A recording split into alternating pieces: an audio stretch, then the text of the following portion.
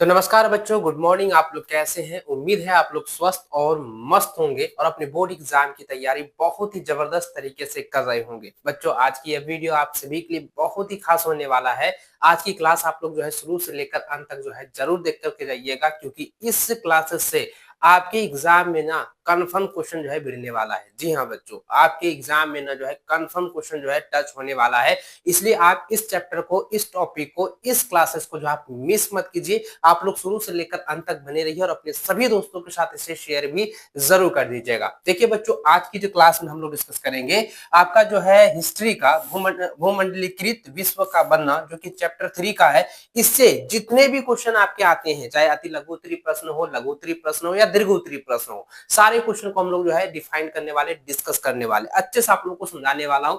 ध्यानपूर्वक मेरी बातों को सुनिएगा और अच्छे से जो है इसको कॉपी में भी नोट करते जाइए। वीडियो में आप लोगों को शुरू से लेकर अंत तक बने रहना है। और आप सभी से बच्चों रिक्वेस्ट है, चैनल पर पहली बार आए हैं तो चैनल को सब्सक्राइब करने के साथ जो है बेल आइकन को प्रेस कर लीजिए, ताकि लेटेस्ट वीडियो की नोटिफिकेशन जो है आप सबों को मिलती रहे। तो चलिए बच्चों, क्वेश्चन की ओर चलते हैं। तो देखिए बच्चों, मैंने पहले भी कहा था कि आप लोगों की एग्जाम की तैयारी जो है ताबड़तोड़ होनी चाहिए, जबरदस्त तरीके से आप लोगों को जो है तैयारी होनी चाहिए, क्योंकि इस बार आप लोगों का जो टारगेट है वो 450 प्लस अंक का है। क्योंकि 450 प्लस अंक जो है हासिल करनी है, तो बिंदास होकर के तैयारी में लग जाइए, है ना। एकदम इधर उधर की बातें मत सोचिए। आप लोगों की दशहरा खत्म हो चुकी है, 2 अक्टूबर खत्म हो चुकी है। आप लोग जो है नवरात्रि की जो है ढेर सारी जो है मटर गश्ती किए होंगे, दशहरा की भी जो है मटर गश्ती किए होंगे, और दशहरा के जो है शुभ अवसर पर जो है आप लोग जो है अपनी अंदर जो क्षमताएं थी, जो बुराइयां थी, वो जो है अपनी निकाल चुके होंगे, और अपनी अच्छाई के साथ जो अपनी तैयारी को जो है एक नई उड़ान भरिए, नई जो है दिशा को दीजिए। चलिए अब बच्चों क्वेश्चन की ओर चलते हैं। तो देखिए बच्चों, ये जो है भूमंडलीकृत विश्व का बनना का, ये जो है आपका सबसे पहले देखेंगे अति लघु उत्तरीय प्रश्न, उसके बाद देखेंगे लघु उत्तरीय प्रश्न, उसके बाद जो है दीर्घ उत्तरीय प्रश्न पर हम डिस्कस करेंगे। सबसे पहले देखिए बच्चों, सवाल क्या है, आप यहाँ पे देखिए।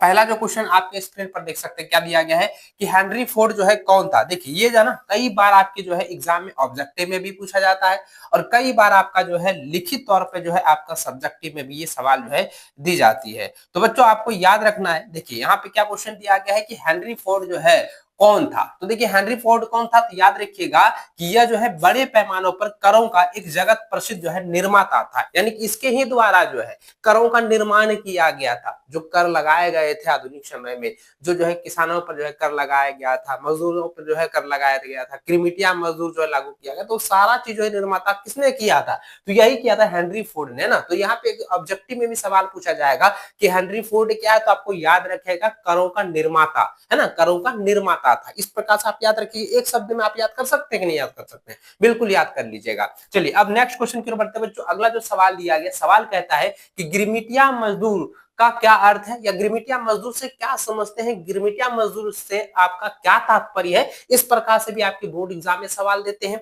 तो बच्चों आपको इस प्रकार से भी याद करके रखना है कि गिरमिटिया मजदूर एक तरह के कछुआ मजदूर होते हैं। गिरमिटिया मजदूर क्या होते हैं, एक तरह के कछुआ मजदूर होते हैं, जो एक समझौता द्वारा जो है मालिक रखता है। एक समझौता करके जो है वो क्या करता है, अपना जो है मालिक चुनते हैं, मालिक रखता है, और जिसका एक निश्चित समय के लिए होता है, तथा एक नए देश में जो है काम के लिए लागू होता है। यानी अलग अलग देशों में क्या करते हैं गिरमिटिया मजदूर, वो जो है अपने पसंदीदा जो है मालिक को चुनते हैं, है ना। वो अपने जो है कामकाज के अनुसार जो है मालिक को चयन करते हैं। तो ये जो है क्या होता है कि ये जो है अपने कामकाज के अनुसार जो है मालिक को रखता है। इस प्रकार से आप लिख दीजिएगा। क्लियर हो गया। चलिए आगे बढ़ते हैं। अगला जो सवाल दिया गया बच्चों, सवाल कहता है कि वोटो का क्या अर्थ है। देखिए यहाँ पे सवाल क्या है, वीटो का क्या अर्थ है। देखिए कई बार आपके बोर्ड की परीक्षा में पूछा गया है, कई बार ये लगातार आपके बोर्ड एग्जाम में दिया गया, और ये जो आपका प्रीवियस ईयर में दिया गया था गिरमिटिया मजदूर। तो यहाँ पे देखिए वीटो का क्या अर्थ है बच्चों, तो याद रखिएगा कि वीटो जो है निषेधाधिकार। इस अधिकार के सहारे एक ही सदस्य ही असहमति किसी भी प्रस्ताव को जो है खारिज करने का आधार बन जाती है। यानी कि इसको समझें कि ये जो है एक ऐसा जो है निषेधाधिकार है कि इस अधिकार के सारे, यानी कि वीटो के जरिए जो है एक ही सदस्य की सहमति किसी भी प्रस्ताव को जो है खारिज करने का आधार बन सकती है। यानी कि एक ही सदस्य अगर चाहे तो किसी भी प्रस्ताव को खारिज करा सकती है। हटा सकती है। इसी को कहते हैं वीटो। याद रखिए, इसी को क्या कहेंगे? वीटो कहेंगे बच्चों। चलिए अब यहाँ पे देखिए आगे बढ़ते बच्चों मेरे नेक्स्ट सवाल की ओर। देखिए ये सवाल जो है बहुत बार आपने देखा होगा और ये बार बार एग्जाम में आता है, रिपीटेड सवाल है भाई, और इसको आप लोग याद रखिएगा। देखिए बहुत तगड़ा सवाल है, एकदम तगड़ा सवाल है ना। देखिए यहाँ पे सवाल क्या दिया गया है? सवाल कहता है कि रीडर पृष्ठ से आपका क्या तात्पर्य है। आपने देखा होगा बच्चों, पिछले साल भी ये आपके बोर्ड एग्जाम में सवाल पूछा गया है। आपके मॉडल पेपर में जो है, जो जैक बोर्ड की तरफ से मॉडल पेपर तैयार होती है ना, उसमें भी दिया गया था। और क्वेश्चन बैंक में भी मैंने आपको बताया था कि ये सवाल आपका आएगा, और ये एग्जाम में भी आया था, है ना। प्रीवियड की परीक्षा में आया था, अर्धवार्षिक परीक्षा में आया था, और आपके बोर्ड एग्जाम में भी सवाल पूछा गया था। तो इसको आप लोग अच्छे से जो है क्या करेंगे, समझ लीजिएगा। देखिए यहाँ पे याद रखिएगा बच्चों, रीडर पृष्ठ से आपका क्या तात्पर्य है। कभी कभी एग्जाम में क्या होता है, इस प्रकार से भी सवाल दी जाती है कि रीडर पृष्ठ का क्या अर्थ है, रीडर पृष्ठ क्या है। तो भाई आपको एकदम याद रखिएगा, एक लाइन में आपको बताता हूँ। रीडर पृष्ठ क्या होता है कि यह जो होता है ना, वो पशुओं में होने वाले रोग है। याद रखिए, एक लाइन में आप समझिएगा कि पशुओं में होने वाले रोग को ही रीडर पेस्ट कहा जाता है, जो कि बच्चों 1890 के दशक में जो है हजारों की संख्या में अफ्रीका में जो है पशु मर गए थे, ठीक है, जिससे जो है स्थानीय लोगों की आजीविका और अर्थव्यवस्था पर जो है बड़ा ही गहरा प्रभाव पड़ा था। इस प्रकार से आप लिख दीजिए, या आप यहाँ देख सकते हैं कैसे हमने लिखा है कि पशुओं में फ्लेग की बीमारी को रीडर पेस्ट कहते हैं। पशुओं में संक्रमक बीमारी जो फ्लेग है ना, वो एक संक्रमक बीमारी है, जो कि बहुत तेजी से जो है अफ्रीकी में जो है अफ्रीका देश में फैला हुआ था 1890 के दशक में। भाई एक लाइन में आप ऐसे आंसर लिख सकते हैं, ऐसे डायरेक्ट पूछा जाएगा, एक लाइन में एक शब्द में लिखिए तो डायरेक्ट कर दीजिए एक संक्रमक रोग है ना। ऑब्जेक्टिव में पूछ दे रीडर पेस्ट क्या है तो डायरेक्ट याद रखिएगा ये क्या है, संक्रमक रोग है, जो कि 1890 के दशक में जो है अफ्रीका में पशुओं में तेजी से फैला था, जिससे क्या था, लोगों की आजीविका पर काफी गहरा जो है प्रभाव पड़ा था, गहरा असर देखने को मिला था। चलिए अब बच्चों आगे बढ़ते हैं नेक्स्ट क्वेश्चन की ओर। अगला सवाल देखिए बच्चों, दिया गया है कि समूह 77 यानी G77 से क्या तात्पर्य है। तो देखिए उत्तर इस प्रकार लिखना बच्चों कि 50 और 60 के दशक में विकासशील देशों को पश्चिमी देशों की अर्थव्यवस्थाओं की तेज प्रगति से कोई लाभ नहीं हुआ, इसलिए उन्होंने अपना एक नया समूह बना लिया, जो समूह 77 या G77 के नाम से जो है प्रसिद्ध है ना। इस प्रकार से आप आंसर लिख दीजिए। देखिए कितना आसान लैंग्वेज से मैं आप लोगों को बता रहा हूं। अगर इसी लैंग्वेज को आप अच्छे से कॉपी में नोट कर लीजिएगा और एग्जाम से पहले बच्चों रिवीजन कर लीजिएगा, तो क्या आपका तैयारी जबरदस्त नहीं होगी, एकदम भाई 200% की तैयारी एकदम कंप्लीट हो जाएगी। 200% की तैयारी आप लोग तैयारी हो जाएगी और रफ्तार से आप लोग तैयारी कर रहे हैं। और हमारे बैच में जितने भी बच्चे जुड़े हुए हैं ना, बहुत ही तेजी से तैयारी कर रही है। देखिए समय अब तो धीरे धीरे कम ही होते जा रहा है, धड़कनें तेज होती जा रही है कि भाई अब क्या होगा, कैसे तैयारी होगी। कई बार बच्चों का एक कमेंट आता है, कई बार बच्चों का ये मैसेज आता है, सवाल पूछते हैं कि सर मुझे काफी ज्यादा डर लग रहा है, भैया मुझे काफी ज्यादा डर लग रहा है तैयारी को लेकर के, बोर्ड एग्जाम को लेकर के। तो भाई मैं आप लोगों को यही कहना चाहूंगा कि बिना डरे आप बेहिचक जो है तैयारी कीजिए, जबरदस्त तैयारी कीजिए। अपने आप में जो है एक जो है पॉजिटिव थिंकिंग रखिए। ये हमेशा सोचिए कि भाई हमें जो है टॉपर करनी है, हमें एकदम जबरदस्त तरीके से मेहनत करनी है, तैयारी जबरदस्त तरीके से करना है, हम जो है उस मुकाम को हासिल हर हाल में कर लेंगे। तो भाई आपका मुकाम हासिल हो जाएगा, आप भी टॉपर बन सकते हैं, बस थोड़ी सी आपको मेहनत करनी होगी। और आप हमारे जो है एप्लीकेशन को ज्वाइन नहीं किए हैं तो आप एप्लीकेशन को जो है प्ले स्टोर से डाउनलोड कर लीजिए। एप्लीकेशन का नाम तो आपको पता ही है, एबीसी कोचिंग प्ले स्टोर पे मौजूद है, वहां से डाउनलोड कीजिए और अपने बैच में आप लोग ज्वाइन कर लीजिए। चलिए बच्चों आगे बढ़ते बच्चों अगले सवाल की ओर। देखिए अगला जो सवाल दिया गया है कि वैश्वीकरण क्या है। कई बार आपने देखा होगा आपके मॉडल पेपर में भी ये क्वेश्चन दिया गया है, वैश्वीकरण। देखिए बहुत सारे सिलेक्टेड क्वेश्चन यहाँ पे है और इस चैप्टर से ना लगभग जो है 6 या 7 क्वेश्चन आपको ऐसा लगेगा कि भाई मॉडल पेपर में टच हो रहा है, आपके एग्जाम में भी टच होगा। तो इसको इसलिए मैंने कहा कि इस चैप्टर को आप लोग बार बार जो है अच्छे से रिविजन करके जाना, अच्छे से तैयारी करके जाना। देखिए सवाल क्या है कि वैश्वीकरण क्या है। तो देखिए लिखना है कि साधारण भाषा में वैश्वीकरण का अर्थ है कि अपनी अर्थव्यवस्था और विश्व अर्थव्यवस्था में सामंजस्य स्थापित करना। इसके अंतर्गत अनेक विदेशी उत्पादक अपना माल और सेवाएं बेच सकते हैं और इसी प्रकार हम अपने देशों में जो है निर्मित माल और सेवाओं को जो है दूसरे देश में बेच सकते हैं। इस प्रकार वैश्वीकरण के कारण ही विश्व के विभिन्न देश अंतरराष्ट्रीय स्तर पर पारस्परिक जो है रूप से एक दूसरे पर निर्भर होते हैं, या बच्चों आप कह सकते हैं कि अंतरराष्ट्रीय और राष्ट्रीय व्यापारिक संबंध जो होता है वो वैश्वीकरण से ही रिलेटेड होता है। आप इसको एक लाइन में समझें, यहाँ पे क्या दिया गया था, सवाल ये कह रहा था कि अर्थव्यवस्था और विश्व अर्थव्यवस्था, तो आप कह सकते हैं बच्चों कि ये जो है अंतरराष्ट्रीय और राष्ट्रीय अर्थव्यवस्था एक दूसरे पर निर्भर करती है, जिसे हम वैश्वीकरण कह सकते हैं या वैश्वीकरण कहते हैं। खल्लास, पूरी तरह से एक लाइन में खत्म हो गया है ना। अब क्या मैंने क्या बताया कि जो है अंतरराष्ट्रीय और राष्ट्रीय व्यापार या अर्थव्यवस्था एक दूसरे पर निर्भर करती है, वैश्वीकरण कहलाती है। एक लाइन में जो है इसका आंसर हो चुका है। कितना आसान है ना। अगर आप इसको समझ लिए ना बच्चों, तो आपको जो है एग्जाम में किसी भी तरीके से अगर सवाल पूछ दे तो भाई आप बना लोगे, एकदम आसानी तरीके से जो है बना सकते हो। चलिए अब देखते हैं नेक्स्ट क्वेश्चन की ओर। नेक्स्ट सवाल क्या दिया गया मेरे बच्चों, तो देखिए यहाँ पे सवाल कहता है कि वैश्वीकरण के लिए कौन से जो है कारक उत्तरदायी थे। तो वैश्वीकरण के लिए जो है निम्न कारण थे। तो पहला यहाँ पे बताना है व्यापार जो है एक वैश्वीकरण के लिए एक महत्वपूर्ण कारक है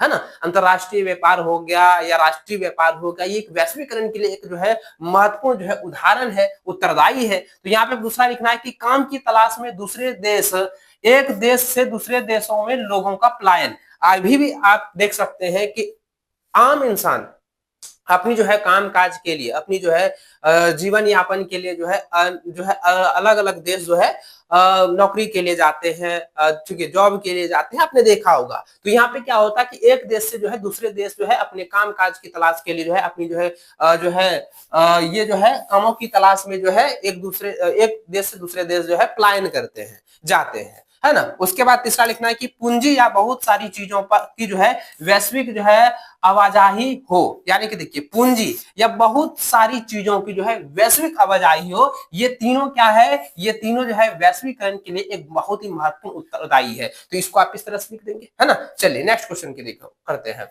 चलिए नेक्स्ट क्वेश्चन देखिए बच्चों, दिया गया है कि जैविक युद्ध का क्या तात्पर्य है। कभी कभी एग्जाम में पूछता है कि जैविक युद्ध से आप समझते क्या है, जैविक युद्ध से आपका क्या मतलब है। इस तरह से भी आपके एग्जाम में सवाल दी जाती है। तो बच्चों चलिए अब इसको समझते हैं। देखिए आंसर क्या लिखना है कि न्यू इंग्लैंड स्थित लिखना है, न्यू इंग्लैंड स्थित जो है मैसाचुसेट्स बे कॉलोनी के पहले जो है गवर्नर जॉन विनरथॉप ने मई 1634 में लिखा था कि छोटी चेचक उपनिवेशकारों के लिए जो है भगवान का जो है वरदान है।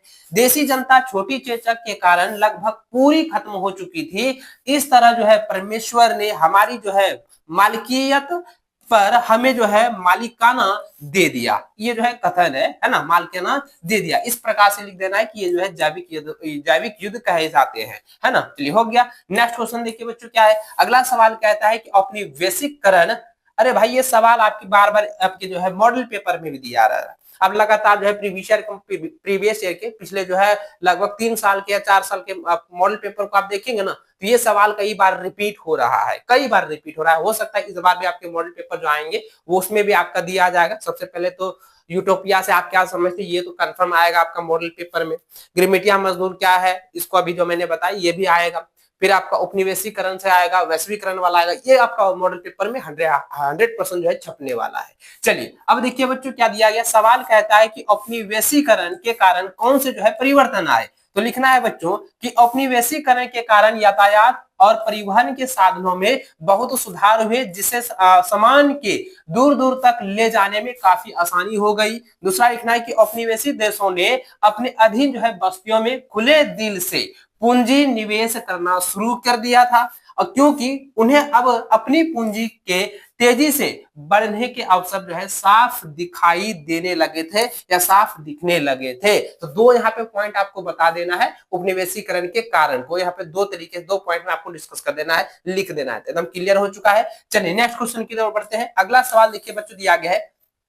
सवाल कह रहा है कि 19वीं सदी के उत्तरार्ध में यूरोपियन लोग अफ्रीका की ओर क्यों आकर्षित हुए। देखिए 19वीं सदी में, है ना, याद रखिएगा बच्चों कि 19वीं सदी में जो है लोग जो है लोग कौन, देखिए 19वीं सदी के उत्तरार्ध में जो है क्या हो गया, यूरोपीय लोग, जो यूरोपियन लोग थे वो अफ्रीका की ओर जो है क्यों आकर्षित हो रहे थे, अधिकतर जो है अफ्रीका में क्यों सेटल्ड हो रहे थे, उसको यहाँ पे डिफाइन करना अच्छे से आपको समझना है। तो बच्चों आंसर आपको इस प्रकार से लिखना है, एकदम आसान तरीके से लिखना है बच्चों, लिखना है कि 19वीं सदी के अंतिम दशक में यूरोपियन लोग अफ्रीका की ओर आकर्षित हुए क्योंकि यहाँ पर जो है बड़े पैमाने पर प्राकृतिक स्रोत थे जिनमें भूमि तथा खनिज प्रमुख थे। यूरोपियन लोग इस आशा से वहां पहुंचे थे कि वे जो है सुचारू रूप से जो है बागवानी करेंगे तथा जो है खानों से जो है खनिज निकाल कर, खानों से मतलब उद्योग बना करके, है ना, यानी कि जो है खनन करके जो है जो मिट्टी के अंदर जो खनिज पदार्थ है उसको निकाल कर वो जो है अलग देश में जाकर के बेच देंगे या जो उसका जो है क्या करेंगे, खरीद बिक्री करेंगे। तो यहाँ लिखेंगे खनों से जो है खनिज निकालकर यूरोप भेजेंगे, परंतु वहां पर जो है एक ऐसी समस्या थी जिसकी उन्होंने कल्पना भी नहीं की थी, वह थी मजदूरों की कमी, कोई भी पैसा लेकर काम करने को तैयार नहीं होता था, कोई भी जो है वहां पर पैसा लेकर के जो है काम करने के लिए तैयार नहीं होता था। और उस समय जो है वो किस तरह से काम होता था, पार्टनरशिप में, वो कहता था हमें भी जो इसमें पार्टनरशिप तो तब हम काम करेंगे, और कोई मजदूर जो है वहां पर पैसा लेकर काम नहीं करना चाहता था। तो इस प्रकार से जो है समस्याएं थी। तो इस प्रकार से बच्चों आप ये समझ गए कि 19वीं सदी में क्या है कि यूरोपियन जो लोग थे वो अफ्रीका जो है आकर्षित क्यों हो गए थे, क्योंकि वहां पे जो है क्या था, वहां पे जो है खनिजों की कमी नहीं थी, खनिज को देख करके, है ना, और वहां की जो है भूमि और खनिज को देख करके और प्राकृतिक पैमाने में बहुत सारी जो है उसको जो है कमाऊ का यानी काम करने का जो है अपनी जो है जीवन यापन करने का जो एक सुविधा नजर आ रहा था, इसलिए जो है पलायन कर रहे थे। ठीक है, इसको आप लोग नोट कर लीजिए। चलिए आगे बढ़ते बच्चों, अगला सवाल देखिए, आपकी जो है 2023 की बोर्ड की परीक्षा में पूछा गया है कि आयात शुल्क क्या है। देखिए आयात शुल्क क्या है बच्चों, इसको आप लोग नोट कर लीजिएगा। ये सवाल आपके लिए बच्चों क्या है, बहुत ही ज्यादा इंपॉर्टेंट है, बहुत ही ज्यादा बच्चों आपके लिए इंपॉर्टेंट है, इसको आप लोग नोट कर लीजिएगा। सवाल देखिए क्या है, आयात शुल्क क्या है। देखिए आयात शुल्क का अर्थ होता है बच्चों कि दूसरे देश से जब माल आ रहा है ना, अब अपने देश में मान के चलिए कि अफ्रीका से अमेरिका से जो माल आ रहा है, माल मतलब अरे वही माल, देखो गजब बच्चा सब आए, अरे माल का मतलब यहाँ पे ये हो गया कि जो भी वहां पदार्थ जो है, जो भी चीज आ रहा है, जो भी प्रोडक्ट वहां से आ रहा है, अब जब बॉर्डर पार करेगा तो उसके लिए क्या एक शुल्क लगेगा कि नहीं हमारे जो है देश में तुम ला रहे हो, तुम यहाँ पे सेल करोगे तो इसके लिए आपको टैक्स देना पड़ेगा, शुल्क देना पड़ेगा, उसी को हम आयात शुल्क कहेंगे। तो शब्दों में आप यहाँ देखिए क्या लिखेंगे, आयात शुल्क किसी दूसरे देश से आने वाली चीजों पर वसूल किया जाने वाला शुल्क, यह कर या शुल्क उस जगह लिया जाता है जहां से वह चीज देश में आती है, यानी सीमा पर, बंदरगाह पर या हवाई अड्डे पर। यानी समझे मैंने क्या बताया कि किसी दूसरे देश से जो है या किसी एक देश से लेकर के दूसरे देश में जब जो है किसी प्रोडक्ट को भेजा जाता है तो वहां एक जो है कर लिया जाता है, शुल्क लिया जाता है, जिसको हम आयात शुल्क कहेंगे। एकदम आसान तरीका समझिए, है ना। चलिए अब नेक्स्ट क्वेश्चन की बच्चों बढ़ते हैं। अगला सवाल देखिए क्या दिया है, सवाल कहता है कि भारतीय जो है गिरमिटिया मजदूरों का अंतिम पड़ाव कहां था। देखिए गिरमिटिया मजदूर से रिलेटेड ही एक और जो है क्वेश्चन आता है, कभी कभी ये सवाल आपके बोर्ड एग्जाम में पूछे जाते हैं। सवाल क्या है कि भारतीय गिरमिटिया मजदूर, है ना, भारतीय गिरमिटिया मजदूरों का अंतिम पड़ाव जो है कहां था। तो बच्चों इसका आंसर लिखना है कि भारतीय गिरमिटिया मजदूरों के पहुंचते का मुख्य स्थान था, यानी पहुंचने का, यहाँ पे लिखेंगे पहुंचने का जो है मुख्य स्थान था कि कैरिबियन द्वीप समूह, मुख्यतः जो है क्या था, ट्रिनिडाड क्या है, गुयाना तथा जो है सूरीनाम क्या है, यानी कि मॉरिशस, है ना, मॉरिशस और जो है फिजी समीपवर्ती स्थल थे। और उसके बाद आगे लिखना है बच्चों कि जो है तमिल मजदूर सिलोन मलाया जाते थे और गिरमिटिया मजदूर असम के चाय बागानों के लिए भी भर्ती किए जाते थे। यानी कि तमिल के जो मजदूर थे ना वो क्या करते थे, वो अलग वहां से आकर के जो है असम में आकर के जो है चाय बागानों पर काम करते थे गिरमिटिया मजदूर के तौर पर पे। और आपको मैंने बताया गिरमिटिया मजदूर क्या होता है, आपको मैंने बताया ना, आपको याद है, नीचे कमेंट करके इसका आंसर आप लोग जरूर देते जाइएगा। चलिए बच्चों नेक्स्ट क्वेश्चन की ओर बढ़ते हैं। चलिए अगला सवाल देखिए क्या दिया गया, सवाल कहता है कि होशे किसे कहते हैं। होशे जो है किसे कहते हैं बच्चों, होशे आपके लिए बहुत ज्यादा इंपॉर्टेंट है, इसको आप लोग नोट कर लीजिएगा। होशे किसे कहते हैं तो याद रखिएगा कि दक्षिणी अमेरिका के एक बड़े देश या एक देश जो है ट्रिनिडाड में मनाए जाने वाला मुहर्रम के मेले को यानी इमाम हुसैन के नाम पर होसे कहते हैं, है ना। जैसे कि आपने झारखंड में भी देखा होगा या जो है इंडिया में ही देखा होगा कि जब जो है इमाम हुसैन के नाम पर जो है मुहर्रम कराया जाता है, वहां पे जो है हुसैन हुसैन हुसैन जो है नारा लगती है ना। जो हुसैन हुसैन करके हसनैन हुसैन ऐसे कुछ जो है नारा लगाई जाती है, तो उसी को जो है ना उसी को जो है होसे कहे जाते हैं। तो याद रखिएगा कि दक्षिणी अमेरिका के एक देश जो है ट्रिनिडाड, या आप डायरेक्ट कह सकते हैं कि दक्षिणी अमेरिका में जो है मुहर्रम के मेले को ही होसे कहे जाते हैं। डायरेक्ट एक लाइन में आंसर लिख दीजिएगा। चलिए आगे बढ़ते हैं बच्चों, अगला सवाल। नेक्स्ट क्वेश्चन दिया गया है कि भारत में जो है अनुबंधित, याद रखिएगा, भारत में अनुबंधित जो है श्रमिक दूसरे देशों में जाने के लिए क्यों तैयार हो गए थे। तो उत्तर लिखना है बच्चों कि भारत में जो है कुटीर उद्योग ठप पड़ गए थे। भारत में क्या था कि कुटीर उद्योग जो है पूरी तरह से ठप पड़ गया था, और इनमें जो है लगे लोग जो है बेरोजगार हो गए थे। जो कुटीर उद्योग में व्यक्ति काम कर रहे थे, जो लोग काम कर रहे थे, वो पूरी तरह से क्या हुआ, ठप होने के कारण से जो है लोग जो है बेरोजगार हो गए थे और जो है कर्ज के में दब गए थे। बहुत सारे जो है लोग होंगे जो कि जो है कर्ज लेकर जो है अपना जो है यापन कर रहे थे, जीवन यापन कर रहे थे, और वो जो है काम करके जो है उसको कर्ज दे रहे थे, है ना, इंस्टॉलमेंट पर दे रहे थे। लेकिन अगर पूरी तरह से जो है उद्योग अगर ठप हो जाता है तो क्या उसका कर्ज जो है धीरे धीरे से वो माफी के लिए, यानी कर्ज जो है जब वो देंगे तो कैसे देंगे, तो इसलिए जो है वहां पे के लोग जो है बेरोजगार हो गए थे और कर्ज के जो है कर्ज में जो डूब चुके थे। आगे लिखना कि भूमि कर की दर जो है इतनी बढ़ गई थी कि किसान उन्हें दे पाने में जो असमर्थ हो गए, और उनकी भूमियों को जो है खनिजों की खुदाई करने या जो है बगानों का निर्माण करने के लिए किसी ना किसी बहाने उससे जो है छीन लिया जाता था।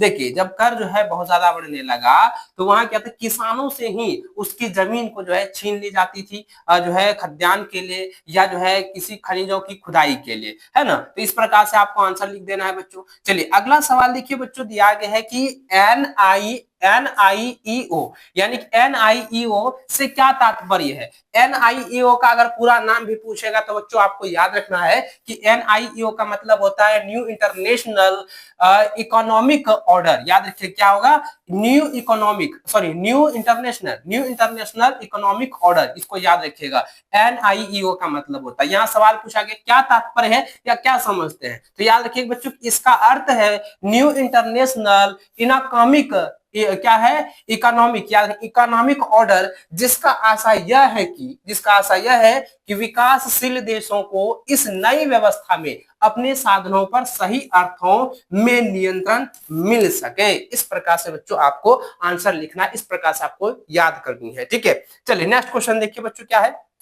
अगला सवाल यहाँ पे दिया गया है कि युद्धांतर जो है क्या, अरे भाई ये सवाल ना बहुत ज्यादा इंपॉर्टेंट है आपकी जो है, अब किसी भी स्टेट की बोर्ड परीक्षा देना ना, झारखंड बोर्ड के अलावा किसी भी स्टेट की बोर्ड परीक्षा देना तो ये सवाल आएगा। तो देखिए बच्चों यहाँ क्या दिया है, युद्धोत्तर, है ना, क्या है युद्धोत्तर अंतरराष्ट्रीय आर्थिक व्यवस्था का मुख्य उद्देश्य क्या था। तो याद रखिएगा लिखना है कि औद्योगिक विश्व में आर्थिक स्थिरता को बनाए रखा जाए, और लिखना है कि पूर्ण रोजगार के साधनों का जो है विकास किया जा सके या विकास किया जाए। ये 2 पॉइंट आपको लिख देना है, ठीक है।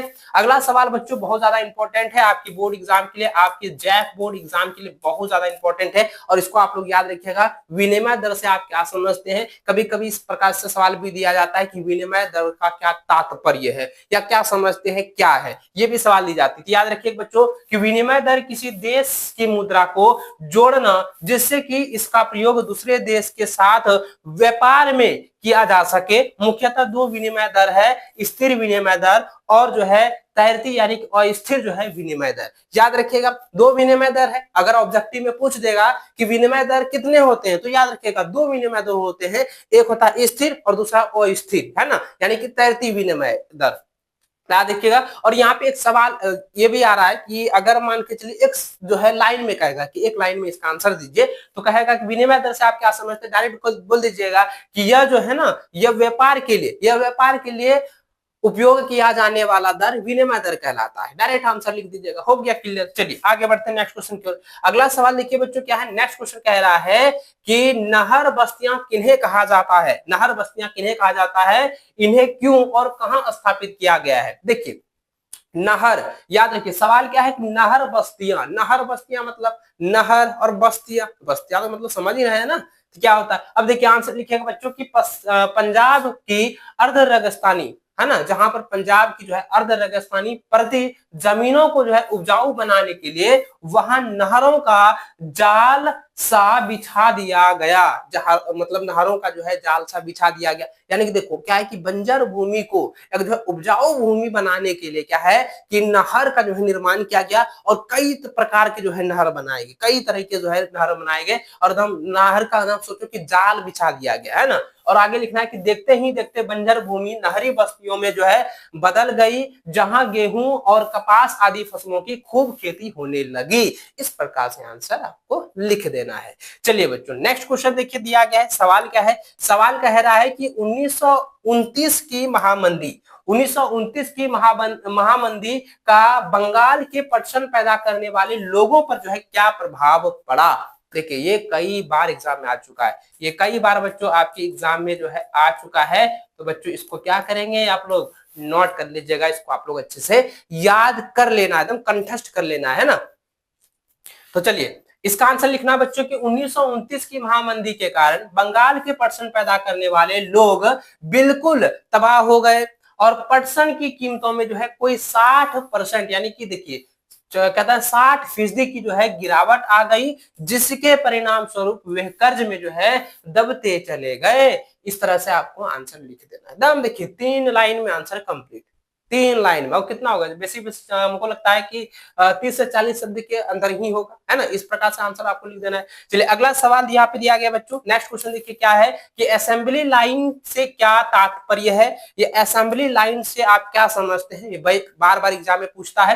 तो याद रखिएगा बच्चों कि जब एक मशीन के अलग अलग जो है कल पुर्जे अलग अलग स्थानों पर बनाए जाते हैं, और बाद में इन्हें एक स्थान पर ला करके जो है उन्हें एक पूरी मशीन के रूप में जो है दिया जाता है, पूरी मशीन जो है तैयार किया जाता है। तो ऐसे ढंग से जो है, ऐसे ढंग को जो है असेंबली लाइन कहा जाता है। असेंबली का मतलब क्या, असेंबल करने का क्या मतलब हो गया, तो असेंबल करने का मतलब हो गया कि छोटे छोटे पार्ट को जो है जोड़ करके पूरी तरह से तैयार करना। तो वही चीज यहाँ पे असेंबली लाइन, तो असेंबली लाइन का मतलब हो गया कि अलग अलग जो है पार्ट पुर्जे क्या है कि अलग अलग जो है जगहों पर बनते हैं, उसे एक जगह इकट्ठा करके उसे असेंबल कर दिया जाता है, पूरी तरह से तैयार किया जाता है, उसी को हम असेंबली लाइन कहेंगे, है ना। तो एकदम बहुत इजी तरीके से आप समझ गए होंगे। चलिए अब देखते हैं बच्चों अगला जो है आपका लघु उत्तरी प्रश्न है, लघु उत्तरी प्रश्न। हाँ बच्चों आपका लघु उत्तरी प्रश्न, अब इसको इस पर डिस्कस करेंगे।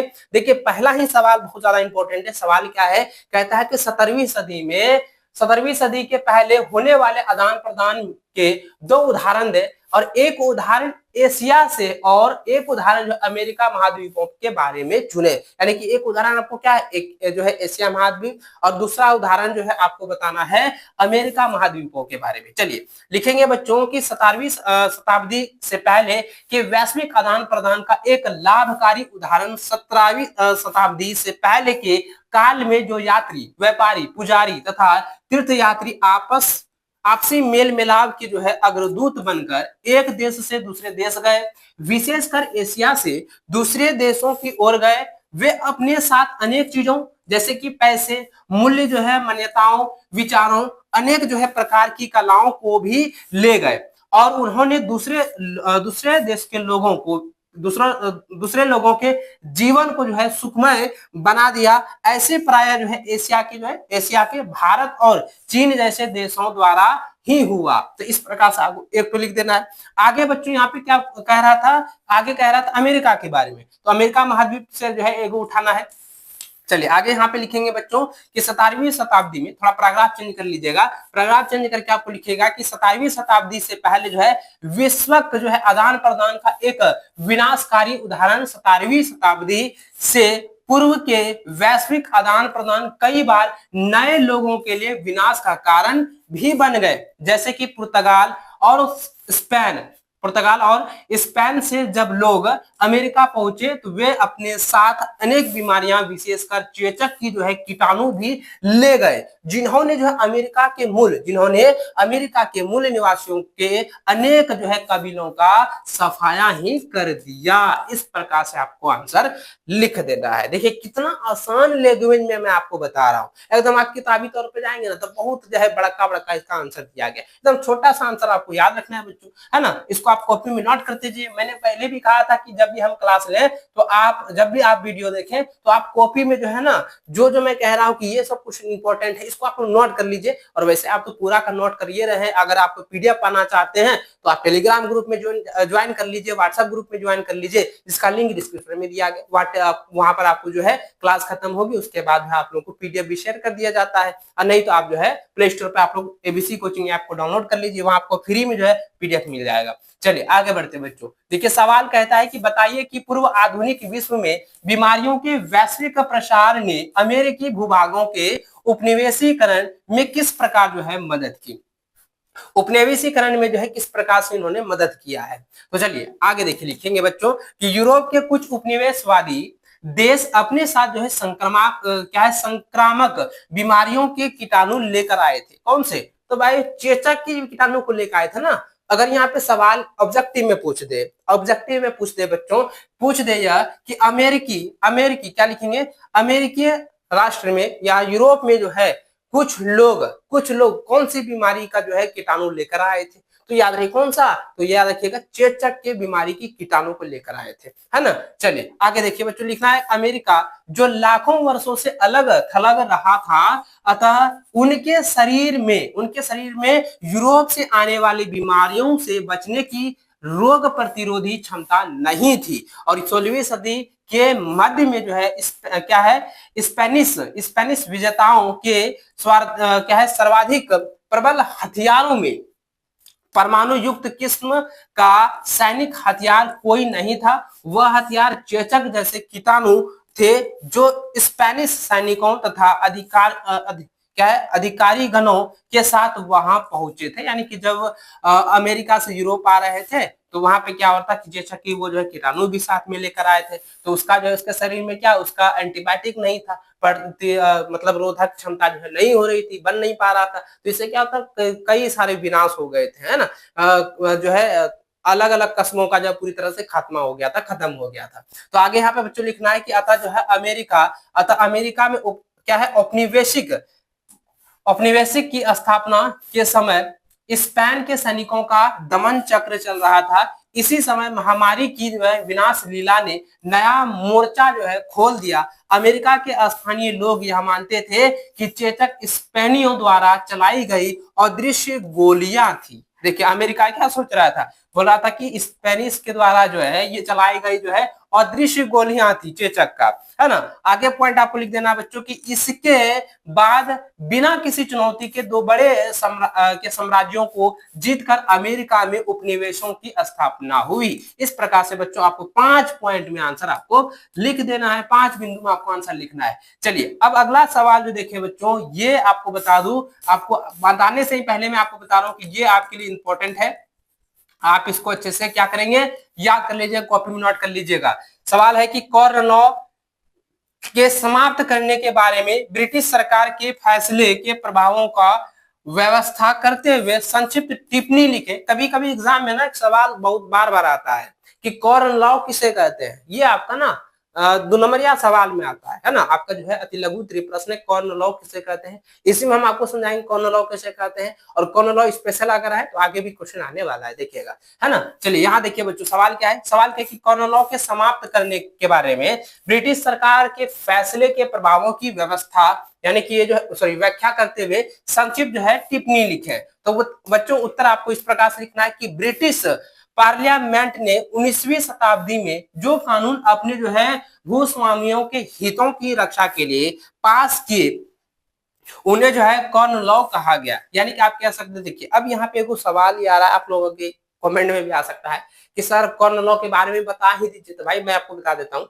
कॉर्न लॉ किसे कहे जाते हैं। तो याद रखिएगा कि भूमि कर को ही जो है कॉर्न लॉ कहा गया है। याद रखिएगा, भूमि कर को ही जो है जो है कर्ण लौ कहा गया है। और तात्पर्य ये है भूमि कर्ण लौ का, तो यहाँ पे क्या है कि मक्का है ना, मक्का पर जो है पाबंदी लगाई गई आयात के लिए, निर्यात के लिए, तो वहां पे कर लगाया गया था जिसे कि कर्ण लौ कहा गया था, जो है लागू की गई थी, है ना। चलिए आगे बढ़ते हैं। कर्ण लौ एक नियम भी है, ठीक याद रखिएगा। तो यहाँ पे फिर से देखते हैं, तो लिखेंगे ब्रिटिश पार्लियामेंट ने जो है 19वीं शताब्दी में जो कानून अपने भूस्वामियों के लिए, हितों के लिए, रक्षा के लिए जो है पास किए, उन्हें कर्ण लौ कहा गया था, कहा जाता है। और इन कानूनों के द्वारा जो है विदेशों से खाद्य पदार्थों के आयात पर जो है पाबंदी लगा दी। मैंने जो कहा अभी पाबंदी लगा दिया था। और इस पाबंदी के परिणाम स्वरूप जब ब्रिटेन के खाद्य पदार्थों के मूल्य जो है बढ़ने लगे, तो लोगों में जो है हाहाकार मच गई और विवश होकर सरकार को ये कानून हटाने पड़े। इन कानून के हटाने के बहुत महत्वपूर्ण जो है प्रभाव पड़े। अब कौन कौन से प्रभाव पड़े, कुछ पॉइंट में बच्चों आपको इसका आंसर लिख देना है। देखिए पहले लिखेंगे कि खाद्य सामग्री सस्ती हो गई, है ना। खाद्य सामग्री क्या हुआ, जब एक पूरी तरह से ये जो है कर्ण लौ का कानून जो है हटाया गया, तो वहां पर क्या हुआ कि खाद्य जो है बहुत सस्ती होगी, है ना। खाने का योग जितना भी है ना पदार्थ, वो सारा चीज जो है क्या हो गया, सस्ता हो गया।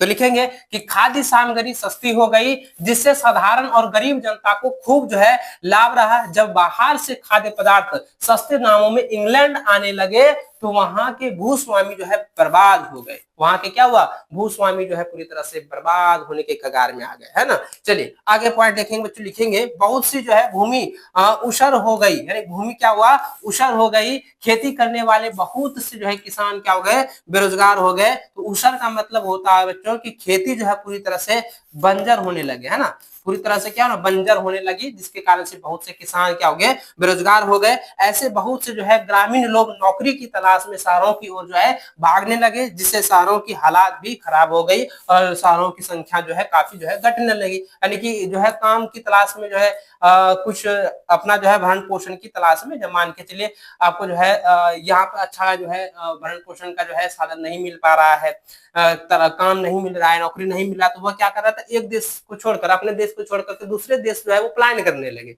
तो यहाँ की जो संख्या वो घटने लगी और वहीं पर वो जाकर के बस गए, अपना जो है स्थान है वहां पे बना लिए, है ना। तो इस प्रकार से जो है वहां पे प्रॉब्लम भी आई थी और हालात जो है बिगड़ गया था।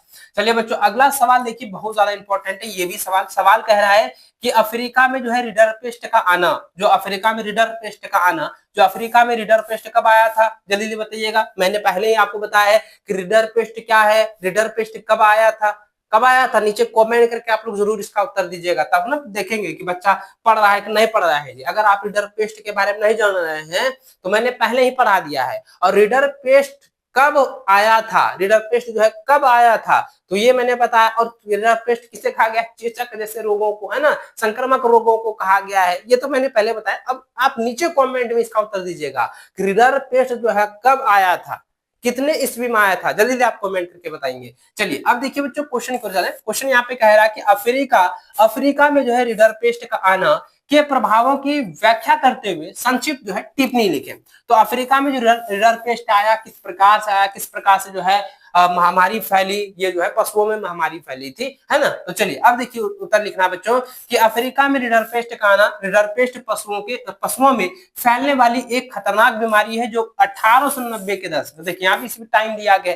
मैंने अभी सवाल पूछा था कि रीडर पेस्ट जो है कब आया था, तो बताना है 1800 कितना, 1800 जो है 90 में, है ना, 1890 के दशक में आया था। आगे लिखना है कि अफ्रीका में जो है प्लेग की तरह जो है फैली, ये फ्लेग की तरह क्या हुआ, फैल गया। और अफ्रीका में यह बीमारी जो उन पशुओं के कारण फैली जो अफ्रीका से ब्रिटिश साम्राज्य के लिए लड़ रहे भारतीय सिपाहियों के भोजन के लिए अनेक जो है पूर्वी देशों में मंगवाए गए। जैसे ही ये पशु, जैसे ही यह पशु, कौन से पशु, जो कहां से, जब अफ्रीका में यह जो है बीमारी किस प्रकार से फैली, तो यह जो है अफ्रीका में ब्रिटिश साम्राज्य के जो लड़ रहे भारतीय सैनिक, जो मतलब लड़ रहे भारतीय सिपाहियों, भारतीय सैनिक के भोजन के लिए अनेक पूर्वी देशों से जो है मंगवाए गए थे। जैसे ही ये पशु जो है पूर्वी अफ्रीका पहुंचे, उन्होंने वहां के पशुओं को भी जो है रीडर पेस्ट की बीमारी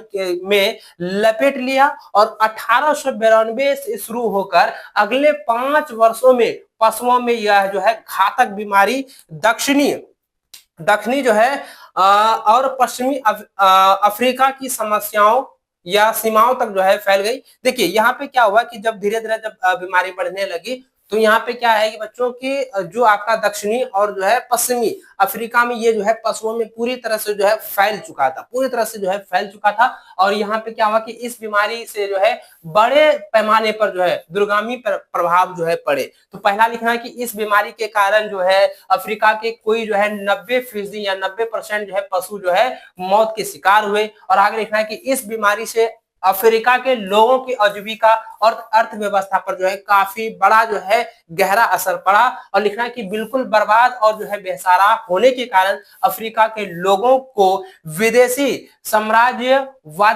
साम्राज्यवादियों के पास मजदूरी करने के लिए जो है मजबूर होना पड़ा। जब जो है अफ्रीका के लोगों की जो है आजीविका पर जो है बात आई या आजीविका उसके संकट में पड़ गया, अर्थव्यवस्था उसका जो है काफी जो है दुर्बल था, तो तभी जो है वह क्या हुआ था कि जो साम्राज्यवादी देश थे उसके लिए जो है मजदूरी करना उसके लिए काफी बड़ी जो है मजबूरी हो गई थी, है ना। आगे लिखेंगे बच्चों, लिखेंगे यदि उनके पास जो है अपने पशु होते, यदि उनके पास अपने पशु होते या जो है फ्लैग की तरह जो है यह बीमारी नहीं फैलती, तो वह जो है कभी जो है यह काम करने को जो है तैयार ना होते, है ना। इस प्रकार से लिखना है। आगे लिखना है बच्चों की अफ्रीका के लोगों के इस विनाश और उनके जो है साधनों के बर्बाद हो जाने के कारण यूरोपीय उपनिवेशवादियों को अफ्रीका को जीतना और अपने अधीन करना काफी जो है आसान हो गया था, है ना। इस प्रकार से बच्चों कुछ पॉइंट में आपको 4 पॉइंट में आपको आंसर लिख देना है,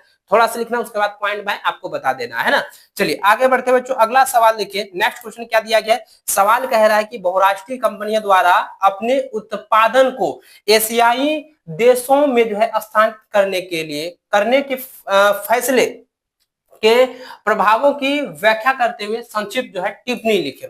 तो देखिए आंसर इस प्रकार से लिखना है बच्चों की बहुराष्ट्रीय कंपनियां उन कंपनियों को कहते हैं जो विश्व के विभिन्न देशों में जाकर अपनी पूंजी निवेश करती है, अपनी पूंजी क्या करती है, निवेश करती है। यानी कि मान के चलिए कोई एक कंपनी है, एक हम कंपनी रखे हैं, है ना, तो आप क्या किए कि बाहरी आप विदेश से हैं, तो वहां से आकर के जो है मेरे कंपनी पर आप जो है इन्वेस्ट कर रहे हैं, पूंजी अपना दे रहे हैं, तो वही क्या हो गया, वही हो गया बहुराष्ट्रीय कंपनी, है ना। आप इस तरह समझ गए, है ना। जैसे कि मेरा जो है कंपनी है, मेरा एक कंपनी है, आप जो है आकर के इन्वेस्ट कर रहे हैं, आप उससे जो है कुछ इंटरेस्ट मान लिए, अपना इतना परसेंटेज हमको चाहिए, हम इन्वेस्ट कर रहे हैं, तो हम उसको जो है फिक्स कर दिए, तो वो क्या हो गया, बहुराष्ट्रीय कंपनियां हो गया। याद रखिएगा, फिर से पढ़ देते हैं कि बहुराष्ट्रीय कंपनियां उन कंपनियों को कहते हैं जो विश्व के विभिन्न देशों में जाकर के अपनी पूंजी जो है निवेश करती है, वहां अपना उत्पादन करती है और तैयार माल को जो है विश्व के बाजारों में बेचती है। 1970 के दशक में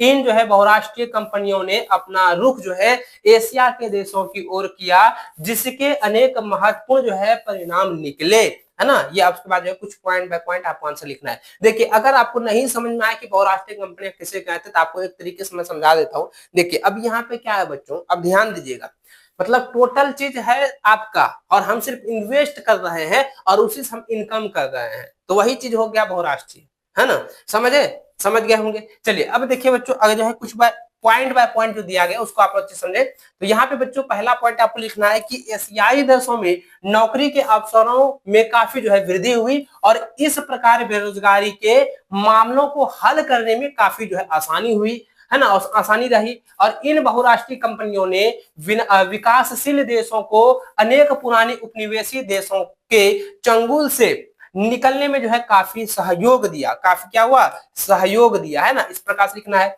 आगे लिखना है कि इन बहुराष्ट्रीय कंपनियों ने अपनी उत्पादक और व्यापारिक गतिविधियों के कारण वैश्विक व्यापार और पूंजी प्रभावों को भी काफी जो है प्रभावित किया और इन बहुराष्ट्रीय कंपनियों ने वैश्वीकरण की प्रक्रिया को गति प्रदान की। इस प्रकार से बच्चों आपको आगे आंसर लिख देना है ना। चलिए नेक्स्ट क्वेश्चन देखिए। अगला सवाल है बच्चों की विश्व युद्ध के कारण, है ना, जब विश्व युद्ध हुआ था, जब वर्ल्ड वॉर हुआ था, उसके कारण जो है यूरोप के जो है कामकाजी उम्र के पुरुषों की मौतें के प्रभावों को व्याख्या करते हुए संक्षिप्त टिप्पणी लिखे।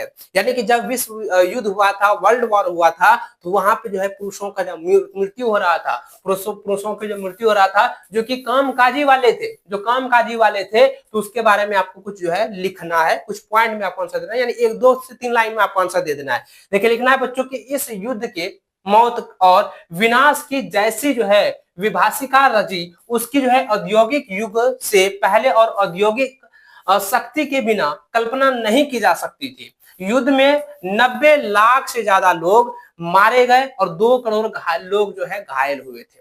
याद रखिएगा, 90 लाख से भी ज्यादा जो है इस युद्ध में जो है मारे गए थे, 2 करोड़ से भी ज्यादा व्यक्ति जो है इसमें युद्ध में क्या हुए थे, घायल हो गए थे, घायल हुए थे। और लिखना कि मृतकों और जो है घायलों में से ज्यादातर जो है कामकाजी उम्र के लोग थे, है ना, कामकाजी उम्र के जो है लोग थे। यानी कि आप कह सकते हैं कि वो जो है 25 से लेकर के बच्चों, वो जो है 45 साल के बीच में जितने भी व्यक्ति थे वे सारे आ रहे थे, है ना। और इस महा विनाश के कारण यूरोप में जो है कामकाज के लायक लोगों की संख्या बहुत कम रह गई। परिवार के जो है सदस्य घट जाने से युद्ध के बाद जो है परिवारों की आय भी गिर गई। इस प्रकार से आपको आंसर लिख देना है। चलिए अब देखिए बच्चों, अगला सवाल कह रहा है कि भारतीय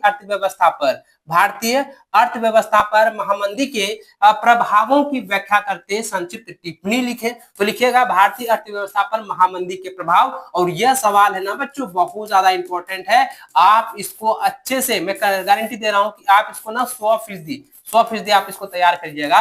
महामंदी के कारण से, ये महामंदी वाला सवाल एग्जाम में 100% पूछता है, एकदम सवाल पूछेगा ही पूछेगा भाई। तो इसको आप लोग क्या करेंगे, नोट कर लीजिए, कॉपी में इसको अच्छे से उतार लीजिए। देखिए यहाँ पे सवाल क्या है कि भारतीय अर्थव्यवस्था पर महामंदी के प्रभावों की व्याख्या करते हुए संक्षिप्त टिप्पणी लिखें। तो उत्तर लिखना है कि भारतीय अर्थव्यवस्था पर महामंदी के प्रभाव। पहला लिखना है कि इस महामंदी 1929 से लेकर 1934 के काल में भारत के आयात और निर्यात व्यापार में कोई जो है 50% की जो है कमी आ गई थी, यानी 50% जो है उसका आयात निर्यात में गिरावट हुआ था। और आगे लिखना है कि इस महामंदी का बंगाल के पटसन पैदा करने वाले लोगों पर जो है विशेष रूप से बड़ा जो है विनाशकारी प्रभाव पड़ा। पटसन की मूल्यों में कोई 60% जो है गिरावट आ गई, जिससे बंगाल के पटसन उत्पादक बर्बाद हो गए और वे कर्ज के बोझ तले जो है दब गए। वो कर्ज के जो है बोझ के तले जो है क्या हुआ, दब गए। इस प्रकार से बच्चों आपको क्या करना है, आंसर लिखते जाना है ना। इसको क्या कीजिएगा, अच्छे से याद करते जाइएगा, क्योंकि एग्जाम्स के लिए ना यह क्वेश्चन बहुत ज्यादा इंपॉर्टेंट है, बहुत ही ज्यादा इंपॉर्टेंट है, महत्वपूर्ण है। चलिए आगे देखें, अगला पॉइंट लिखेंगे, छोटे छोटे किसान भी जो इस बर्बादी से ना बच सके, यानी छोटे छोटे किसान जो थे पूरी तरह से बर्बाद हो गए। इस कारण से लिखेंगे उनकी आर्थिक दशा जो है खराब होती जा रही थी। सरकार ने जो है उनके भूमि कर तथा जो है अनेक करों में कोई जो है कमी ना की, यानी कि जो सरकार के द्वारा जो है उनकी भूमि पर जो टैक्स लगाया गया तो उसमें कम नहीं किया गया। तो छोटे छोटे किसान जो थे वो पूरी तरह से बर्बाद हो चुके थे। अगला लिखेंगे बच्चों की 1930 में शुरू होने वाले सिविल अवज्ञा आंदोलन इस आर्थिक मंदी का सीधा परिणाम था, क्योंकि ग्रामीण क्षेत्र अशांति का क्षेत्र बन चुके थे। ग्रामीण क्षेत्र जो है अशांति का क्षेत्र बन चुके थे। उसके बाद क्या हुआ था, उसके बाद जो है यह जो है सिविल अवज्ञा आंदोलन का जो है प्रारंभ हुआ, है ना। इसको नोट कर लीजिएगा, कब हुआ था, 1930 में। इसको नोट कर लीजिएगा, ये आपका जो है ना सवाल एग्जाम में आता है ऑब्जेक्टिव में। चलिए अब देखिए बच्चों, अगला सवाल कहता है कि खाद्य उपलब्धता पर तकनीकी के प्रभाव को दर्शाने के लिए इतिहास से 2 उदाहरण दें। इतिहास से क्या है कि 2 उदाहरण देना है बच्चों, है ना। तो देखिए इसका उत्तर लिखना है कि तकनीक या विभिन्न प्रकार के आविष्कारों जैसे रेलवे।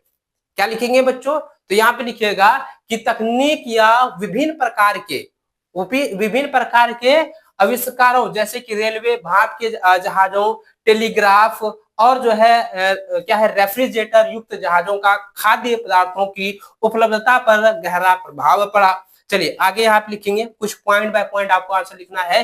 पहला लिखना है कि यातायात के विभिन्न संसाधनों जैसे तेज चलने वाली रेलगाड़ियों, हल्की बंधियों, बड़े आकार के जलपोतों द्वारा जब खाद्य पदार्थों को दूर दूर के बाजारों में, जब खाद्य पदार्थों को क्या हुआ कि दूर दूर के बाजारों में कम लागत पर और आसानी से पहुंचाना आसान हो गया।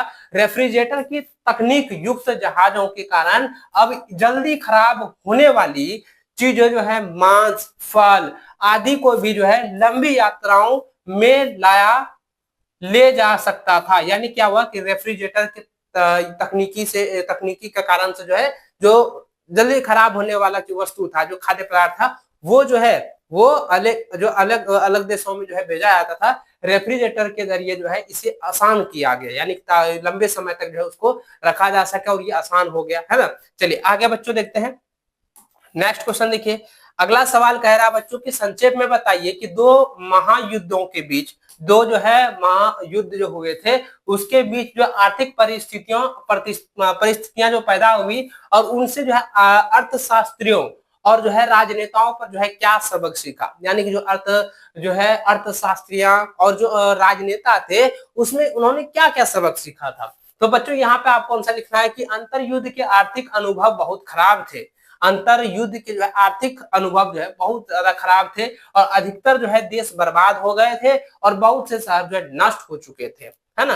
दूसरा लिखेगा अर्थशास्त्रियों और राजनेताओं ने सबक सीखा कि उन्हें औद्योगिक देशों की आर्थिक स्थिरता को सुनिश्चित करना होगा। तीसरा लिखेंगे साथ ही उनमें सारे संसार की जो है परस्पर आर्थिक निर्भरता की समझ भी उत्पन्न हुई। इस प्रकार से आपको 3 पॉइंट में आंसर आपको इसका लिख देना है। चलिए अगला सवाल है बच्चों की ब्रिटेन वुड्स समझौता का क्या अर्थ है। ये आपके लिए इंपॉर्टेंट है भाई, इसको आप लोग अच्छे से याद रखिएगा, इसको आप लोग अच्छे से याद कीजिएगा कि ब्रिटेन वुड्स समझौता का क्या अर्थ है। अथवा में इसी का जो है क्वेश्चन है कि अथवा कह रहा है कि युद्धोत्तर अंतरराष्ट्रीय आर्थिक व्यवस्था को ब्रिटेन वुड्स व्यवस्था भी कहा जाता है। क्यों कहा जाता है ना। तो सबसे पहले हम क्या समझेंगे, पहले समझेंगे बच्चों को ब्रिटेन वुड्स समझौता क्या है।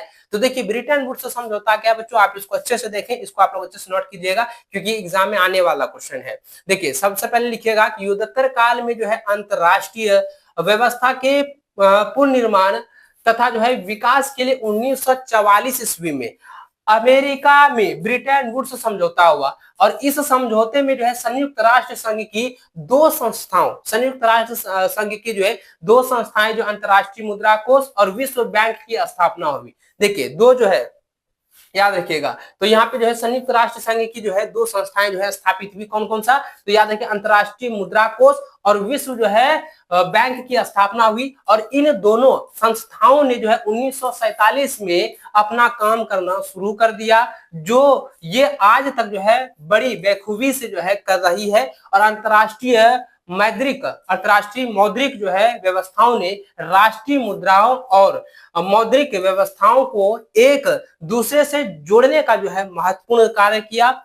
इस सारी प्रक्रियाओं से पश्चिमी औद्योगिक देशों और जापान को विशेष रूप से लाभ रहा और उनके व्यापार और आय में काफी जो है वृद्धि हुई और इससे जो है तकनीक और उद्यम का विश्वव्यापी विस्तार हुआ। और आगे लिखेंगे कि इसे युद्धोत्तर अंतरराष्ट्रीय आर्थिक व्यवस्था को ब्रिटेन वुड्स व्यवस्था यानी कि ब्रिटेन वुड्स समझौता भी कहा जा गया है। और ब्रिटेन वुड्स व्यवस्था निश्चित विनिमय दरों पर जो है आधारित होती थी। तो बच्चों अब यहाँ पे देखिए, आप यहाँ पे 2 से 3 लाइन में भी इसका आंसर लिख सकते हैं। किस कहेगा ब्रिटेन वुड्स समझौता क्या कहेंगे, तो बच्चों याद रखिएगा ब्रिटेन वुड्स समझौता जो है विनिमय दरों पर आधारित होती है, विनिमय दरों पर जो है आधारित होती है, जिसमें कि दो संस्थाएं कौन कौन सा, अंतरराष्ट्रीय मुद्रा कोष और विश्व बैंक को जो है स्थापित की गई। और दोनों संस्थाएं जो है बखूबी से जो है अभी तक काम करती आ रही है। ये 1947 में जो है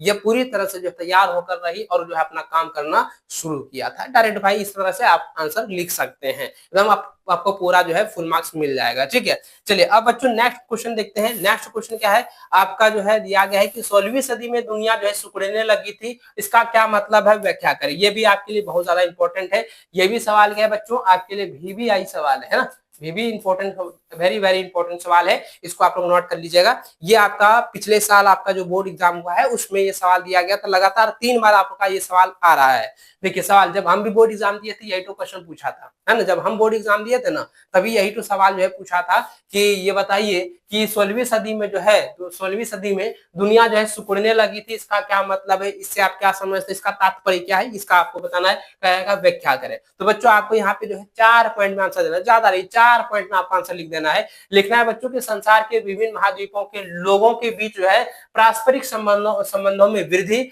16वीं सदी से पहले तक विभिन्न महाद्वीपों के लोगों के बीच जो है अंतर संबंध, व्यापार तथा व्यवसाय का अभाव था। आगे लिखेंगे लेकिन 16वीं सदी में संसार के महाद्वीपों के बीच व्यापार, व्यवसाय, सांस्कृतिक विचारों का आदान प्रदान और लोगों की आवाजाही बढ़ी, जो अमेरिका से जो है एशिया होकर, जो अमेरिका से होकर के एशिया, अमेरिका से होकर के एशिया, यूरोप और अफ्रीका तक पहुंची। इस प्रकार से आपको आंसर लिख देना है ना। इसी कारण से क्या है कि 16वीं सदी में जो है दुनिया सिकुड़ने लगी थी, है ना। इस प्रकार से बच्चों आपका आंसर 3 पॉइंट में आपको आंसर लिख देना है। चलिए आगे बढ़ते बच्चों, अगला सवाल लिख दिया गया कि अफ्रीका में स्थानीय निवासियों को काम पर लगाए रखने के लिए जो है यूरोपियों द्वारा जो है कौन कौन जो है उपाय किए गए। तो कौन कौन से उपाय किए गए, अफ्रीका के जो स्थानीय लोग हैं, स्थानीय जो कारागार थे, कारागार सर निवासी थे, उसको काम पर जो है लगाए रखने के लिए, काम पर ही रखने के लिए जो है उन्होंने क्या क्या जो है बदलाव किए थे, क्या क्या जो है उन्होंने उपाय किए थे, उसके बारे में पूछा गया। तो बच्चों याद रखिएगा कि अफ्रीका में स्थानीय निवासियों को काम पर लगाए रखने के लिए यूरोपियों द्वारा जो है निम्नलिखित निम्नांकित जो है उपाय किए गए। पहला लिखना है कि लोगों पर जो है भारी कर लगाए गए, यानी कि लोगों पर जो है भारी कर जब लगाएंगे तो भागेगा नहीं, वो तो वहीं पे काम करना चाहेगा, भाई कर लगा दिया है, कर्ज दे दिया गया है, एकदम कर जो है अगर जाएगा तो इसको इतना चुकाना पड़ेगा, तो वो क्या करे, डर के मारे जो है वहीं पर काम करेंगे, है ना। तो इसलिए वहां क्या है कि लोगों पर जो है भारी कर लगाए गए, जिनका भुगतान तभी संभव था जब वे बगानों अथवा खदानों में नियमित रूप से जो है वेतन पर कार्य जो है कर रहे हो, यानी कि तभी जो है वो चुका सकेंगे जब जो है उनके द्वारा जो बगान है और उनके खदानों पर जो है वो नियमित रूप से रेगुलर जो है वो काम करेंगे, तभी वो अपना कर को जो है चुका पाएंगे। इस प्रकार से उन्होंने उपाय किए। उसके बाद बच्चों आगे लिखना है कि उत्तराधिकार कानून में परिवर्तन किया गया, जिसके अनुसार जो है परिवार के केवल एक ही सदस्य को पैतृक संपत्ति मिलना निश्चित हुआ। इससे जो है परिवार के शेष सदस्यों को श्रम बाजार में लाने में जो है सहायता मिली। तीसरा लिखेंगे कि खान कर्मियों को बाड़ों में बंद कर दिया गया तथा उनके स्वतंत्रता पूर्वक घूमने फिरने पर पाबंदी लगा दी। देखिए घूमने फिरने पर पाबंदी लगाने के कारण से, पाबंदी लगाने के चक्कर में क्या हुआ कि जितने भी खान कर्मियों थे, है ना, खान पर जो है काम करने वाले, जिनपे भी खदानों पर जो काम करने वाले लोग थे, उनको जो है बाड़ों के अंदर जो है बंद करने लगा, है ना। बाड़ों के अंदर बंद कर देगा तो इधर उधर जाएगा नहीं, तो इस प्रकार से उन्होंने उपाय किए थे। इस प्रकार से जो है नियमित रूप से वहां पर काम करने के लिए जो उपाय किए थे, इसको नोट कर लीजिए। चलिए आगे बढ़ते बच्चों, अगला जो सवाल है ना, अगला सवाल आपका लॉन्ग क्वेश्चन से है, इसको आप अच्छे से देखेंगे, 2 से 3 क्वेश्चन ही होगा शायद। चलिए अब यहाँ पे देखिए बच्चों, सवाल कहता है कि अंतरराष्ट्रीय आर्थिक विनिमयों में 3 तरह की गतियों या प्रभावों की व्याख्या करें।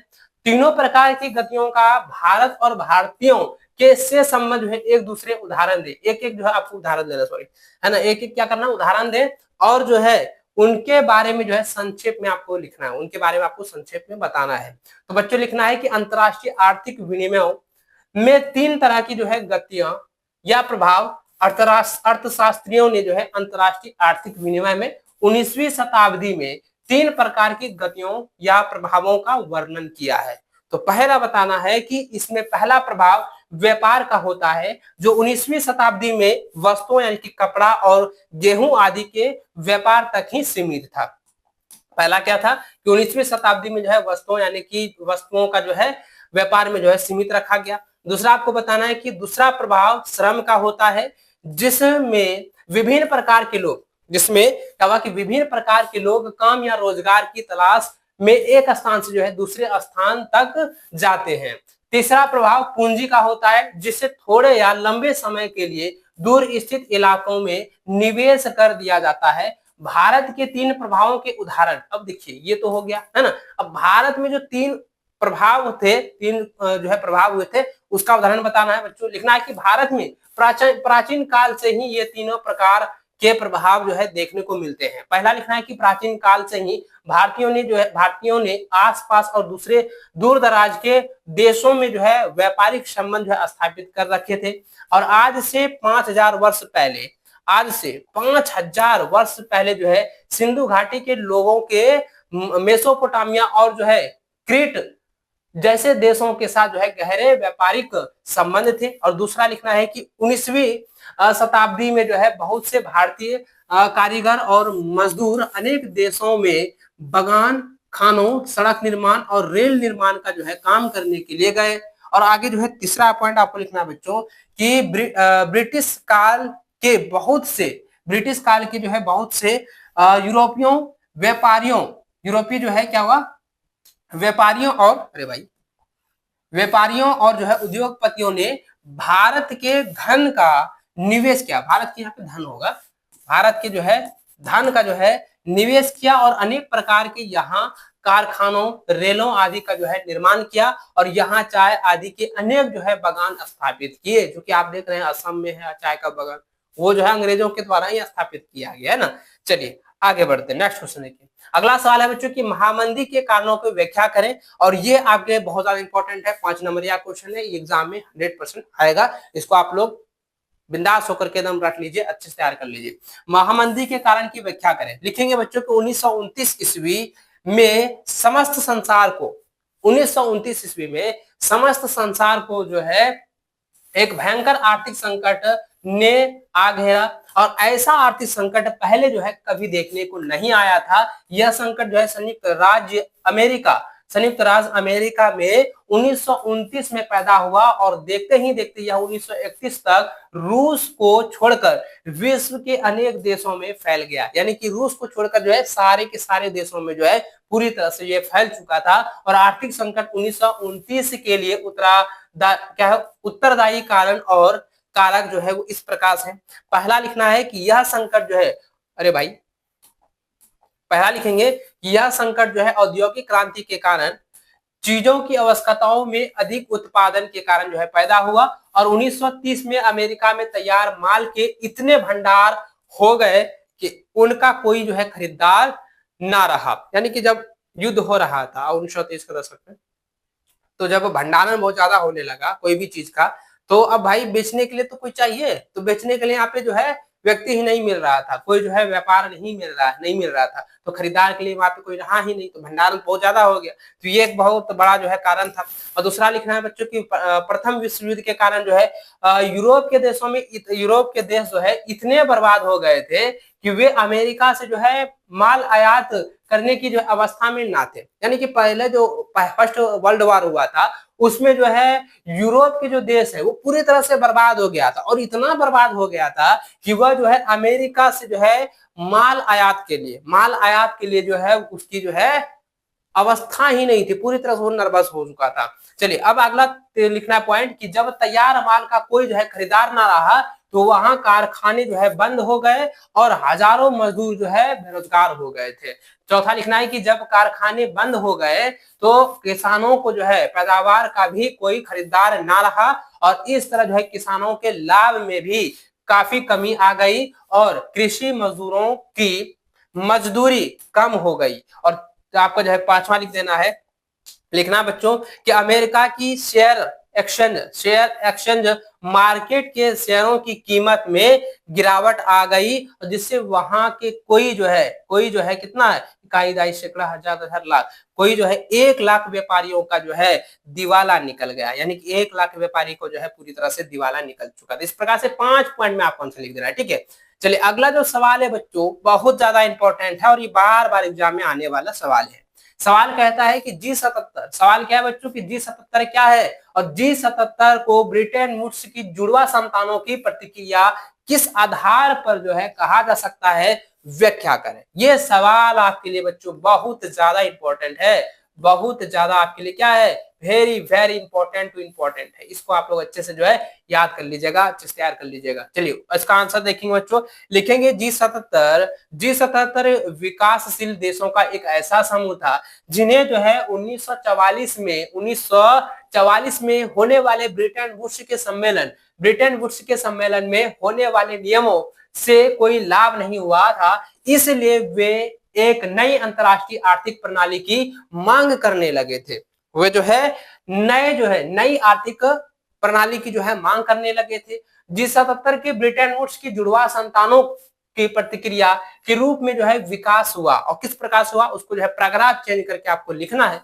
लिखेंगे बच्चों के ब्रिटेन वुड्स के सम्मेलन में अंतरराष्ट्रीय मुद्रा कोष और विश्व बैंक का जन्म हुआ था, जिन्हें ब्रिटेन वुड्स की जुड़वा संतान कहा जाता है, क्योंकि अंतरराष्ट्रीय मुद्रा कोष और जो है विश्व बैंक पर केवल कुछ शक्तिशाली विकसित देशों का ही दबदबा था, इसलिए जो है उनसे जो है विकासशील देशों को कोई जो है विशेष लाभ ना हुआ, इसलिए इन ब्रिटेन